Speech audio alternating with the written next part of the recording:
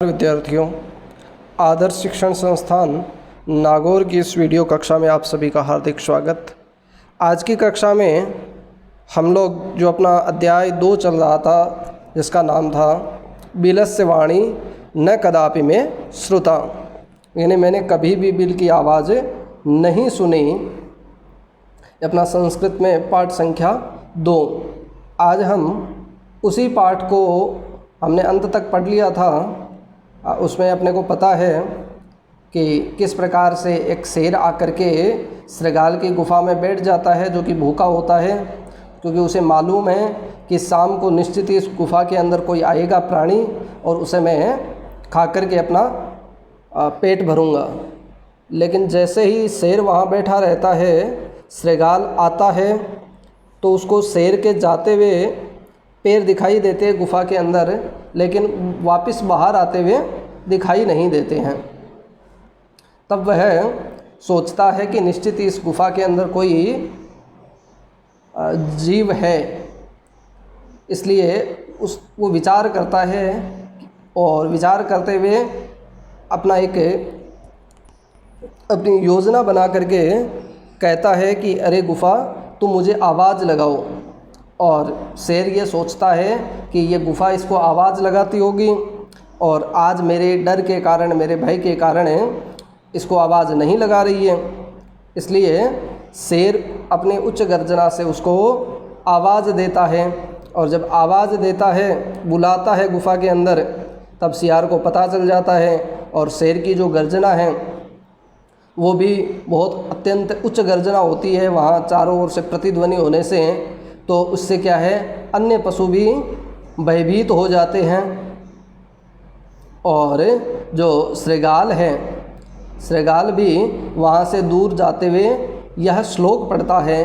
क्या श्लोक पढ़ता है कि अनागतम यह कुरुते शशोभते स सोच्यते यो न करोत्यनागतम वने अत्र संस्तस्य समागता जरा बिलस्य वाणी न कदापि में श्रुता।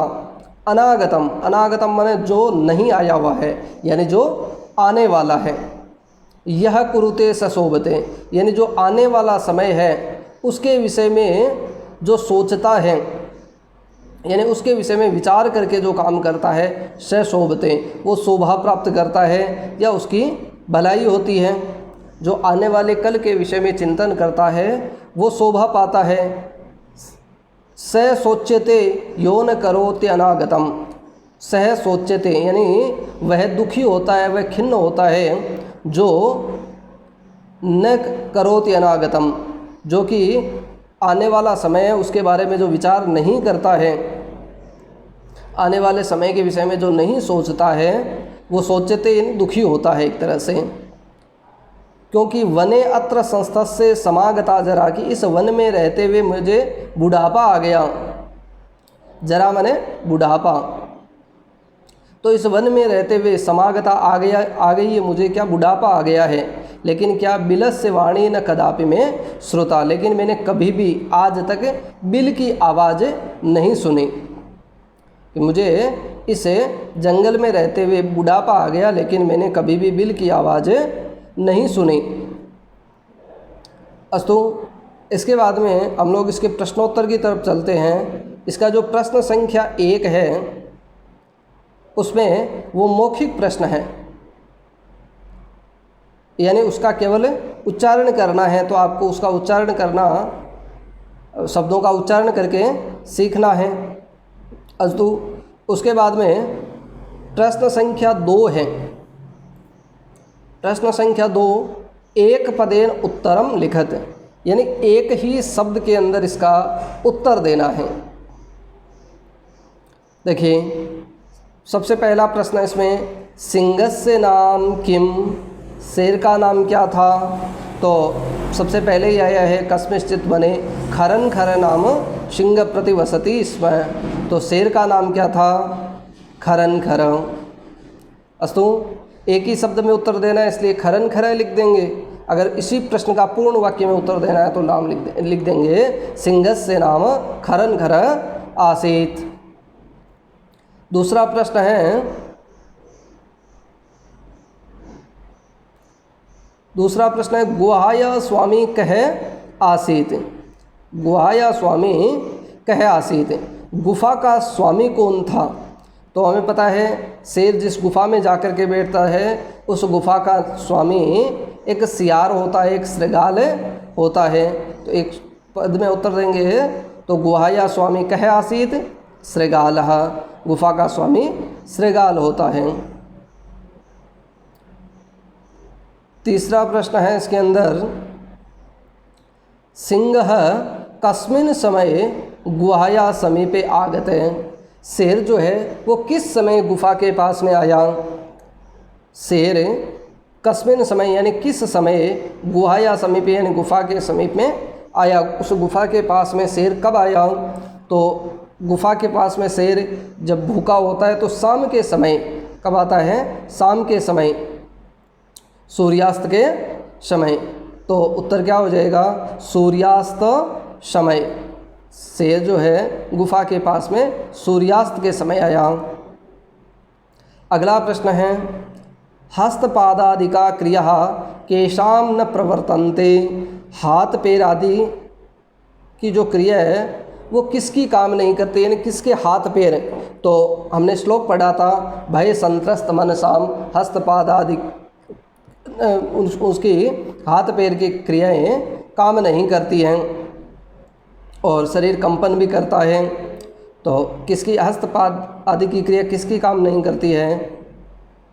तो भय संत्रस्त मनसाम, यानी जिसका मन जो है वो भय से व्याकुल होता है, उसकी जो है वो हाथ पैर की क्रियाएं काम नहीं करती हैं। अगला प्रश्न है,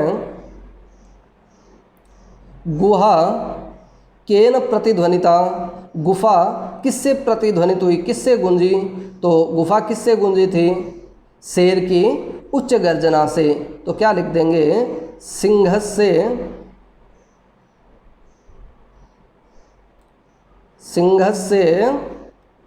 उच्च गर्जनेन। सिंहस्य उच्च गर्जनेन।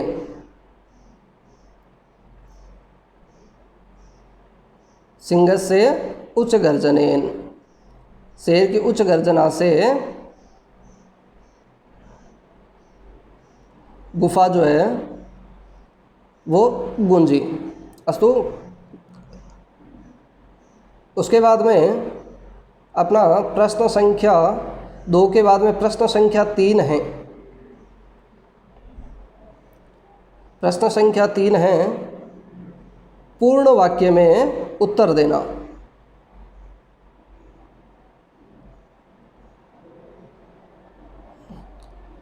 पूर्ण वाक्य उत्तरत, यानी पूरे वाक्य में इसका उत्तर देना है। पहला प्रश्न है, खरन खर कुत्र प्रतिवसति स्म। खरन खर कहाँ रहता था? तो खरन खर एक जंगल में रहता था, एक वन में रहता था, अपने को पता है। तो इसका पूर्ण वाक्य में उत्तर लिखना है, इसलिए क्या लिखेंगे? खरन खरे पुत्र। इसी का केवल प्रश्न का अपने को जवाब देना है कि कहाँ रहता था। तो इस पुत्र का जवाब क्या हो जाएगा कि एक वन में, एक जंगल में। तो खरन खर है एकस्मिन वने प्रतिवसति इसमें, ये नीचे इसका उत्तर कहेगा। खरन खर एकस्मिन वने प्रतिवसति इसमें, खरन खर एक जंगल में रहता था। अगला है, महतीम गुहाम दृष्ट्वा सिंह किम अचिंत्येत। बड़ी सी गुफा देख करके शेर ने क्या सोचा? तो एक बड़ी सी गुफा देख करके शेर ने क्या सोचा कि निश्चित ही इस गुफा के अंदर रात में कोई जीव आता होगा, उसको खा करके मैं अपना जो भोजन प्राप्त करूंगा, इसलिए मैं यहीं छुप करके बैठ जाता हूँ। तो महतिम गुहाम दृष्ट्वा सिंह किम अचिंत्यत, बड़ी सी गुफा देख करके शेर ने क्या सोचा? तो प्रश्न संख्या 2 का या प्रश्न संख्या 2 का जो 3 का जो ख है उसका उत्तर महतिम गुहाम दृष्ट्वा, बड़ी सी गुफा देख करके सिंह अचिंत्यत, शेर ने सोचा नूनम एतस्यां गुहायां रात्रौ कोऽपि जीवः आगच्छति अतः अत्रैव निगूढ़ो भूत्वा तिष्ठामि, कि निश्चित ही इस गुफा के अंदर रात में कोई जीव आता है, इसलिए यहीं छुप करके बैठ जाता हूँ। कि निश्चित ही इस गुफा के अंदर रात में कोई जीव आता है, इसलिए यहीं छुप करके बैठ जाता हूँ, ऐसा उसने सोचा। पूर्ण वाक्य में उत्तर देना है, इसलिए महतिम गुहाम दृष्ट्वा सिंह अचिंत्यत, बड़ी सी गुफा देख करके शेर ने सोचा कि नूनम एतस्याम गुहायाम रात्रौ कोऽपि जीव आगच्छति, निश्चित ही इस गुफा में रात में कोई जीव आता है, इसलिए यहीं बैठ करके यहीं छुप करके बैठ जाता हूँ। अस्तु, अगला प्रश्न है सृगालः किम अचिंत्यत, सियार ने क्या सोचा। तो सियार ने क्या सोचा कि अरे निश्चित ही, क्योंकि यहाँ गुफा के अंदर उसको शेर के पैरों के चिन्ह जाते हुए दिखाई दे रहे थे, तो उसने सोचा निश्चित ही इस गुफा के अंदर कोई जीव या शेर गया है और वापस नहीं आया है, तो मैं तो नष्ट हो जाऊंगा, वो मुझे खा जाएगा। तो सृगालय किम अचिंत्यत, सृगाल ने क्या सोचा, सृगालय अचिंत्यत, सृगाल ने सोचा अहो विनष्टोऽस्मि, अरे मैं नष्ट हो जाऊंगा।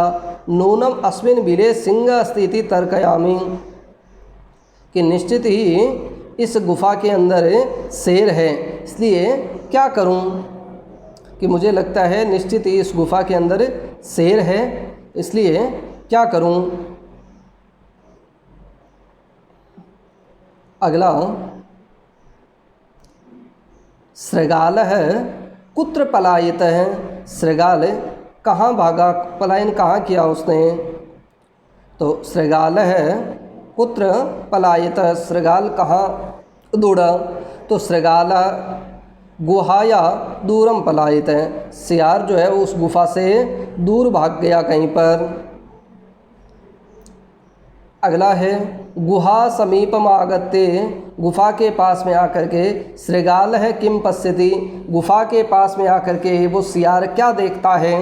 तो गुफा के पास में आकर के सियार क्या देखता है कि शेर के पैरों के चिन्ह दिखाई दे रहे हैं, लेकिन केवल जाते हुए के दिखाई दे रहे हैं, वो वापस अंदर से आते हुए दिखाई नहीं दे रहे हैं।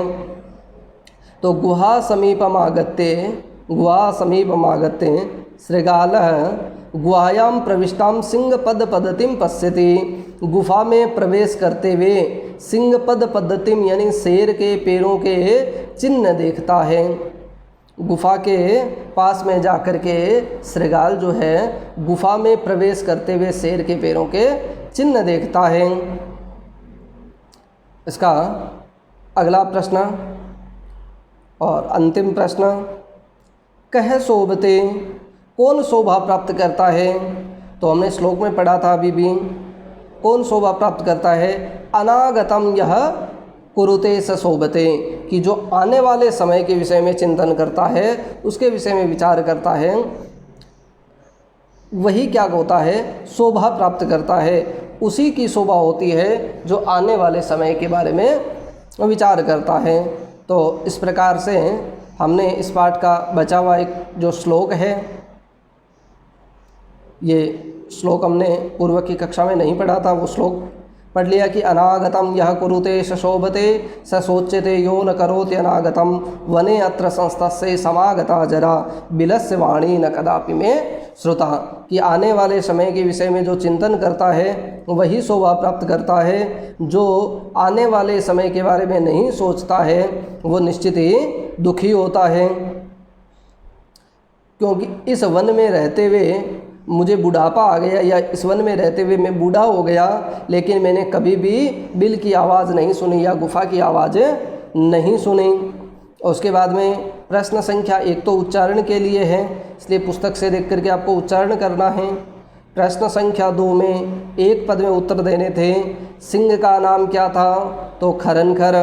गुफा का स्वामी कौन था, तो गुफा का स्वामी सृगाल था। सिंह किस समय गुफा के पास में आया, तो सूर्यास्त के समय आया। हाथ पैर आदि की क्रिया किसकी नहीं काम करती, यानी हाथ पैर किसके नहीं काम करते, तो जिसका मन भय से व्याकुल होता है या जिसको जो डरा हुआ होता है उसके हाथ पैर की क्रियाएं काम नहीं करती है। गुहा केन प्रतिध्वनिता, गुफा किससे प्रतिध्वनित हुई यानी किससे गूंजी, तो गुफा शेर की उच्च गर्जना से, तो सिंह से उच्च गर्जनेन, सिंह से उच्च गर्जनेन। अस्तु, अगला प्रश्न संख्या 3 देखा था हमने, जिसमें पूर्ण वाक्य में उत्तर देना है। खरनखर कुत्र प्रतिवसति, इसमें खरनखर कहाँ रहता था, तो खरनखर एक वन में रहता था। बड़ी सी गुफा देख करके शेर ने क्या सोचा, तो बड़ी सी गुफा देख करके शेर ने सोचा निश्चित ही इस गुफा में रात में कोई जीव आता है, इसलिए यहीं छुप करके बैठ जाता हूँ। तीसरा है श्रृगाल किम अचिंत्यत, श्रृगाल ने क्या सोचा, श्रृगाल ने सोचा कि अरे मैं तो नष्ट हो जाऊंगा, यानी मैं ख़त्म हो जाऊंगा, निश्चित ही इस बिल के अंदर या इस गुफा के अंदर शेर है, ऐसा मुझे लग रहा है, इसलिए अब क्या करना चाहिए, ऐसा उसने सोचा। श्रृगाल कुत्र पलायित, श्रृगाल कहाँ दौड़ के चला गया, तो श्रृगाल गुहाया दूरम पलायित, श्रृगाल गुफा से दूर पलायित हो गया। गुहा समीपम आगत्य श्रृगाल किम पश्यति, गुफा के पास में आकर के श्रृगाल क्या देखता है, तो गुफा के पास में आकर के श्रृगाल देखता है शेर के पैरों के चिन्ह दिखाई दे रहे, अंदर जाते हुए दिखाई दे रहे हैं, यानी प्रवेश करते हुए। तो गुहा समीपम आगत्य श्रृगाल गुहायाम प्रविष्टाम सिंह पद पद्धतिम पश्यति, कह शोभते, कौन शोभा प्राप्त करता है, तो अनागतम यह कुरुते स शोभते, जो आने वाले कल के विषय में चिंतन करता है वह शोभा प्राप्त करता है। अस्तु, इस प्रकार से आज की कक्षा में हम लोगों ने इस पाठ का अंतिम श्लोक और 3 प्रश्न देखे हैं। आगे इन प्रश्नों को अच्छी प्रकार से अभ्यास करना है, कॉपी में लिखते समय एक एक शब्द का अर्थ समझना है। आगे की कक्षा में हम लोग इसी पाठ के शेष बचे हुए प्रश्न पढ़ेंगे। हरि ओम।